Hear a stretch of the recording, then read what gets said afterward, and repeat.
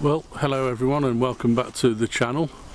If you're new here, welcome. Thank you for joining me. I'd like to say once again you join me in a woodland, which is not unusual at the moment as we've got lockdown restrictions in place and there's very few places I can go to take photos. But I want to show you three things today. First of all, I'd like to show you focus stacking, and then I would like to show you a bit of HDR photography where you use bracketing and you bracket 3 or 4 exposures so you get a decent shot out of the 3 when you combine them. I'd also like to try and combine those two ideas where you, I will bracket 3 shots, 3 exposures so that I get the perfect exposure right throughout the image, but also I'll try and focus stack those bracketed images as well, which is going to be quite interesting because it will also bring out the depth of field within the image. And in a woodland where there's always going to be a lot of depth and detail right the way through the image, I want to try and capture that. So the idea firstly is to do depth of field. I'm just going to show you my composition now to explain exactly what that is. So here I have an image where there are trees to the right and the left hand side of the image, and there are also trees further back, quite a long way back, and what I'd like to try and do is use the trees on the right and left hand side of the image to frame what appears to be a pathway through the woodland towards those trees at the back. And the idea is that I need to capture the foreground in focus, the midground in focus and the background in focus, and the only way to do that is with focus stacking. So the idea is that I set my aperture to the widest possible aperture I can.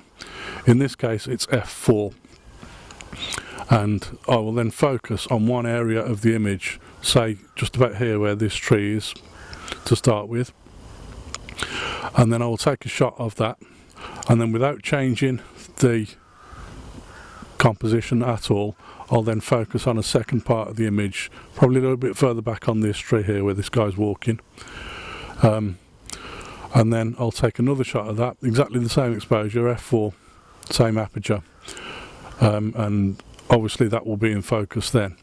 And then I will take a third image much further back, the tree furthest back from here that I can see, and that will also be at aperture f4, but this time the focus will be on the tree much further back. When I get back to the computer then I will then combine the 3 images so that I've got the front, the foreground, the midground and the background all in focus together, and that will give me a much sharper image and it will provide me the depth of field that I'm trying to express in the image. So I've just taken that image and I've knackered my microphone. The plastic cradle on which it sits on top of the camera has snapped, so at the moment I'm just sort of hanging the microphone over the front of the camera, so hopefully you can hear me and hopefully the sound isn't too bad. Like I said, I've taken that image that I was trying to take now and I'll go back and focus stack those in Photoshop afterwards. But in the meantime I want to take you to my next location and try and capture a shot where I use bracketing and I bracket 3 different exposures and create an image from the 3 different exposures.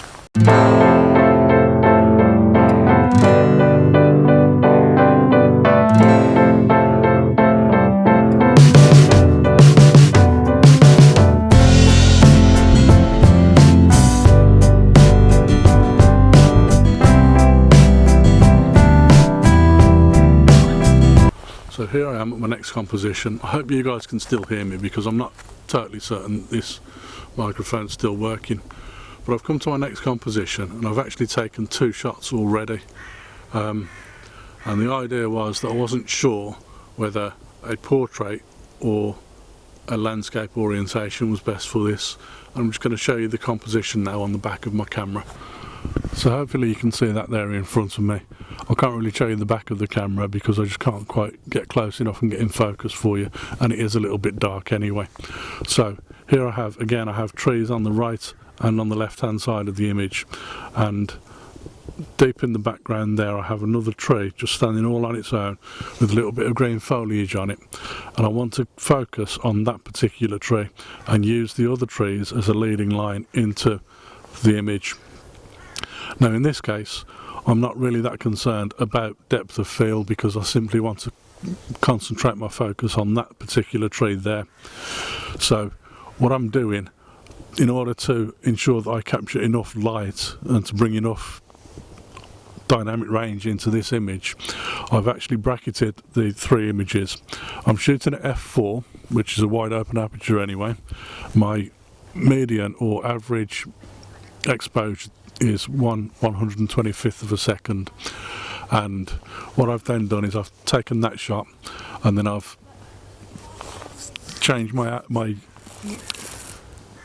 I've changed my shutter speed to 1/60th of a second, and I've taken that shot as well, and then I've also changed my shutter speed back to a 250th of a second. The idea being that I'll have three different exposures of the same image. Once I've then got the images on the computer at home, what I will do, I'll combine those three exposures so that I've got the lightest part of one of the images and the darkest part of the other images with the best exposure possible, but I'll also have the median or average exposure in the image, and that will give me a much higher dynamic range throughout the image.